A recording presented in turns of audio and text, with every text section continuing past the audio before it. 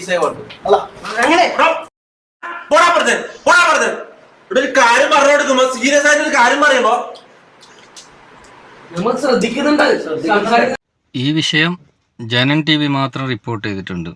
ബാക്കി main stream ഒന്നും report ചെയ്തിട്ടില്ല. അതൊന്നും കണ്ടുവരാം.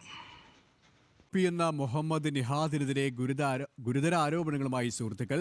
തൊപ്പി ലഹരി സൂക്ഷിച്ചു എന്നാണ് പരാതി. കഞ്ചാവ് പോലുള്ള ലഹരി വസ്തുക്കൾ വീഡിയോയിൽ പ്രദർശിപ്പിച്ചു. നിഹാദിന്റെ മാർസെറ്റ് ഗ്യാങ്ങിൽ ഒപ്പമുണ്ടായിരുന്ന മുഹമ്മദ് ഷമീർ എന്നിവരാണ് ആരോപണവുമായി രംഗത്തെത്തിയത്.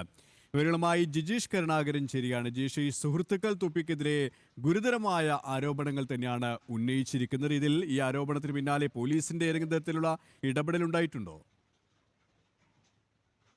പോലീസിൽ ഏതെങ്കിലും തരത്തിലുള്ള പരാതികൾ ലഭിച്ചിട്ടില്ല. പോലീസ് അന്വേഷണം ആരംഭിച്ചിട്ടുമില്ല. എന്നാൽ പരാതി നൽകിയ ആളുകൾ വ്യക്തമാക്കുന്നത് ഇത് ഈ ഓപ്പറേഷൻ തൂഫാൻ, ലഹരിക്കെതിരായ പുതിയ സർക്കാർ വന്നതിന് ശേഷം നടപ്പിലാക്കുന്ന ശക്തമായ നടപടികൾ എന്ന രീതിയിൽ തുടങ്ങിയ തൂഫാൻ അതിന്റെ ഭാഗമായി കാണണം.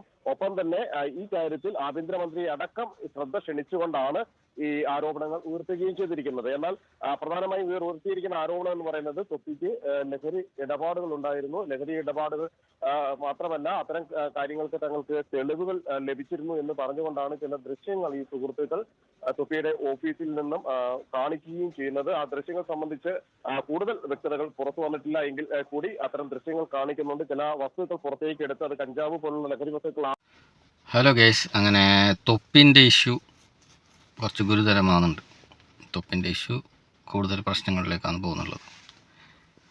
അതായത് ഒന്നിച്ച് കളിച്ച് അവസാനം രണ്ടുപേരും അങ്ങോട്ടും ഇങ്ങോട്ടും കരിവാരി തേക്കുന്നതാണുള്ളത്. സ്വയം അവരൊന്നിച്ചെല്ലാം ചെയ്തു അവസാനം ചെറിയൊരു തെറ്റ് അങ്ങോട്ടും ഇങ്ങോട്ടും തെറ്റ് വന്നിട്ടാകുമ്പോൾ അവർ തമ്മിൽ തന്നെ ഷമീർ പറയുന്നത് ഒരു സൈഡ്,